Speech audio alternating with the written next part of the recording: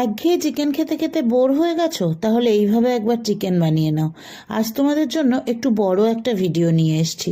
প্রথমে আমি চিকেনটাকে ভালো করে ধুয়ে রেখে দিয়েছি জল ঝরিয়ে। এবার কড়াইতে তেল দিয়ে তেলের মধ্যে প্রথমে কিছুটা পেঁয়াজ বেরেস্তা করে নেব। বেশি লাল করতে যেও না, তাহলে কিন্তু তিতকুটি হয়ে যাবে। বেরেস্তাটা তুলে নিয়ে অল্প একটু চিনি মাখিয়ে রেখে দিও, তাহলে বেশ কুড়কুড়ে হবে।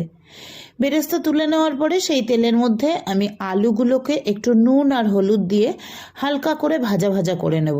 বেশি ভাজবো না, কিন্তু জাস্ট একটু সোনালি করে আলুটা ভাজা হোক। আমি এইদিকে একটা মশলা তৈরি করি। নিয়ে নিলাম মিট মশলা, কাশ্মীরি লঙ্কা গুঁড়ো, হলুদ গুঁড়ো, আর নিয়ে নেব একটুখানি ধনে গুঁড়ো। দিয়ে এটাকে একটু জল দিয়ে গুলে একটা পেস্ট মতো বানিয়ে রেখে দেব। পেস্টটাকে কিছুক্ষণ রেখে দেবো, ওই 10 মিনিট মতো। এদিকে দেখো, ততক্ষণে কিন্তু আমাদের আলু ভাজা হয়ে গেছে। আলুটা তুলে নিয়েছি। এবার ওই তেলের মধ্যে দিয়ে দিলাম কুচনো পেঁয়াজ। পেঁয়াজটা দিয়ে ওর মধ্যে নুন হলুদ দিয়ে দেব। পেঁয়াজটাকে বেশ একটু ভালো করে ভাজা ভাজা করে নিয়ে তারপরে এর মধ্যে দিয়ে দেব আদা আর রসুন থেতো করা আদা রসুনটাও পেঁয়াজের সাথে ভালো করে ভাজা ভাজা করে নেব। এবার দিয়ে দেব 3টে টমেটো, মাঝারি সাইজের 3টে টমেটো আমি ছোট ছোট করে কেটে নিয়েছি।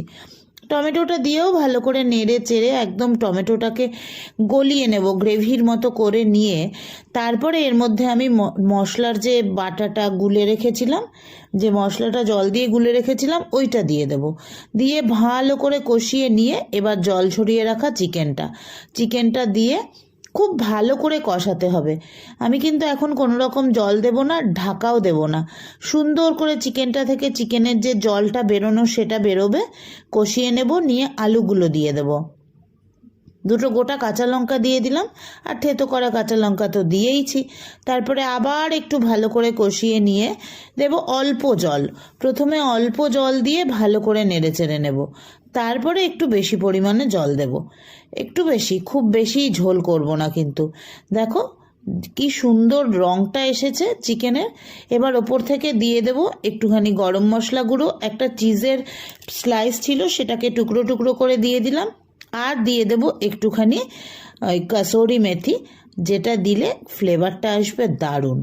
আর এইভাবে যদি তুমি চিকেনটা তৈরি করো, সেই চিকেনটা রুটি, পরোটা, লুচি বা ভাত, যা কিছুর সঙ্গেই খাও না কেন, দারুণ হবে। কি কেমন লাগলো চিকেনটা?